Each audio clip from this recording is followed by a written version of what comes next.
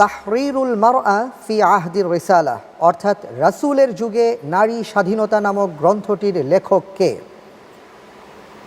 ক ডক্টর জামাল বাদাউই, খ ডক্টর ইউসুফ আল কারদাউই, গ আব্দুল হালিম আবু শক্কা, ঘ হামুদা আব্দুল আতি।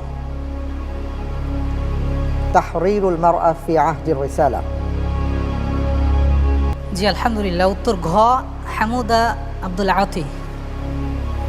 হামুদা আব্দুল আতি জি লক করে দেব।